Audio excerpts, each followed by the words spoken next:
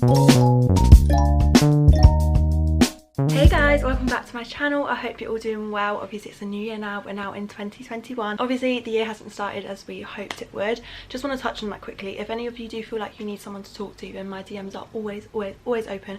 I always feel so much better. I've just let it all out to one of my friends. So I thought I'd start the year off with a little catch-up video because I feel like I have loads to kind of catch you guys up on and just talk about. I know some of you guys wanted a surgery update, so that will also be in here. I'll leave a little timestamp just for like the little different parts in case some of you aren't interested in something and you wanted to skip to a part. But yeah, just little quick update on my life, what's going on. So I am still working, which I'm really grateful for. I am still working from home. I'm still doing my internship in marketing. I feel like I really just lost my mojo last year. I had no motivation, I had no inspiration, and I would just finish work and just want to get in bed and watch films. And it's really hard because I work from my bedroom. Everyone lives at home here. It's a very busy household, and it's so hard to distinguish work. For like, to me, this was feeling like work, if that makes sense. So this year, obviously I am still working from my bedroom, but I'm just trying to change that mindset. And that's why ultimately there were a lot less videos last year, and I was uploading about once a week because I just wasn't filming during the week. So because it would feel like work, and I'd film on the weekend where I could actually enjoy myself and have fun with this, which obviously I don't want to film when I don't want to, because it will come across in videos and you guys will be able to tell. It's so hard to find inspiration when you're just in the same four walls all day. Like, I get my inspiration from people I see on the street, places I go to. But this year I'm literally going to plan out my time so much better. I'm going to be more organised. Also, just quickly, if the lighting keeps changing, it's because I'm using natural light, but the sun keeps going in and out. It's been a little bit annoying, so sorry about that. Before we get into the bunion update, I just wanted to talk to you guys about something that I've lost for the last however many months, and that is my sense of smell and kind of my taste.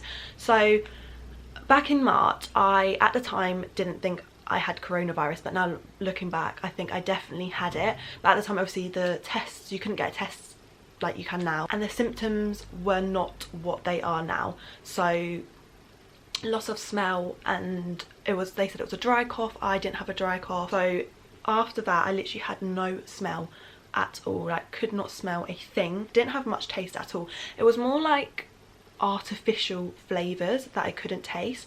And I remember actually getting fish and chips and I couldn't really taste that all too well. My taste started coming back a little tiny bit more, like I could taste things a little bit more than I could.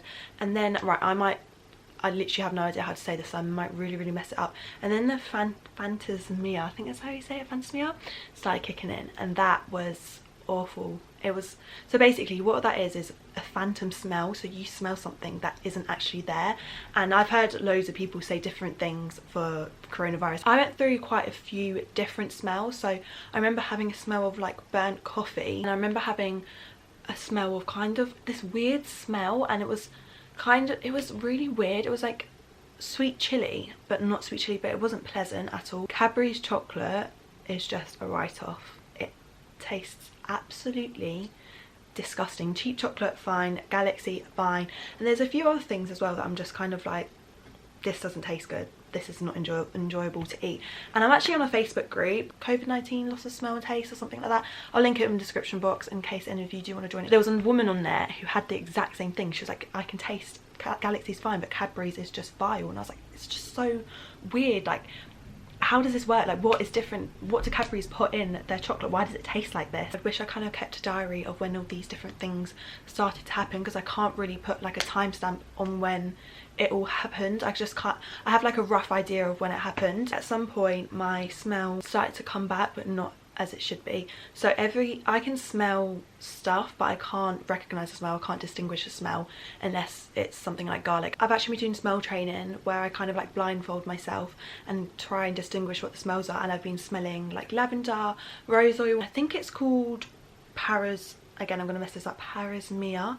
It's like part of parasmia, and basically it's something that happens when something in the pathway of your smell, there's something wrong basically. I can distinguish what garlic is. It still doesn't smell completely as it should, but the one thing that I've discovered that I can smell, which is literally so bizarre, is sweet corn. I know 10 months without smell, so it's been a long process and I really want it to come back. But yeah, I'm just going to keep doing smell training. I'm going to keep sniffing perfumes to see if I can smell them, keep imagining the smell because that's what you're meant to do. You're meant to sniff stuff and like kind of remember what it smelled like.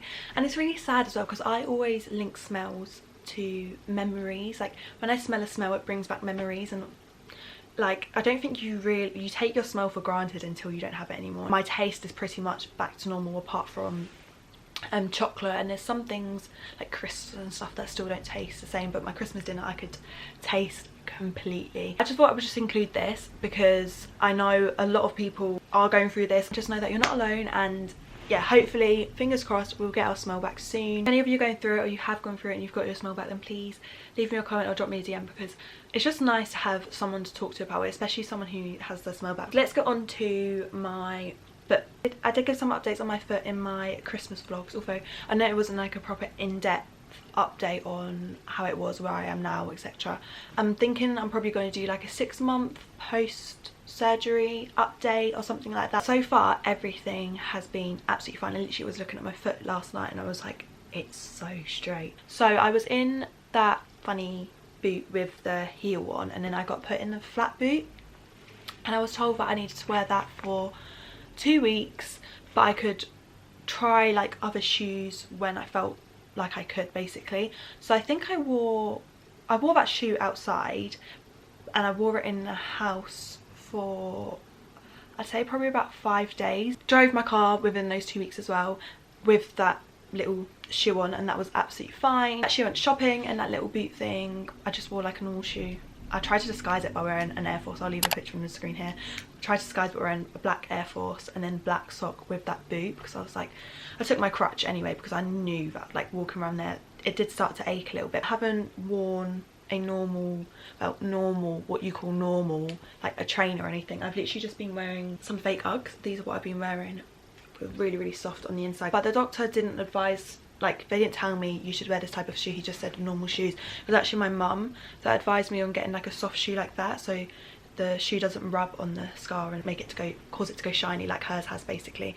So that's why I'm wearing those, and just because they're comfier. They're so comfy, and they keep my feet warm as well, so I'm not complaining. It has pretty much all healed now. I'll insert some pictures, any that I have just along the journey of getting it off. Because it was healing, it was so dry, like literally disgustingly dry, and my moisturizer literally was not doing anything. And I was like to my mum, what moisturizers do you have, because I need something. So she actually gave me this, which is Citraban. I don't know if you can buy this in Boots or Superdrug. If you can, then I will obviously leave a link to it below. I literally put it on, and overnight I literally was like, what is this magic cream? I've been putting this on every single night, and my foot is so soft. But honestly, this stuff is amazing. Still a little bit swollen, my toe is still a little bit fat. I did read online that it can take about 6 months for the swelling to go down. Also haven't done any form of exercise yet, because I wasn't actually told this by the doctors. Pretty sure it was NHS website that you should avoid doing like exercise for up to 6 months, which I was kind of like, oh my god, I'm not doing that. So I've actually found a YouTube video. I haven't done it yet. I was going to do it this morning, but I overslept. So I can do like abs and stuff like that. I'm gonna wrap this up here. I feel like I don't do enough of these videos and like let you guys know what's going on in my life, so throughout this year I'm definitely going to make these more of a regular occurrence, because I just love talking to you guys anyway. Thank you so much for watching, and I'll see you all in my next video. Bye.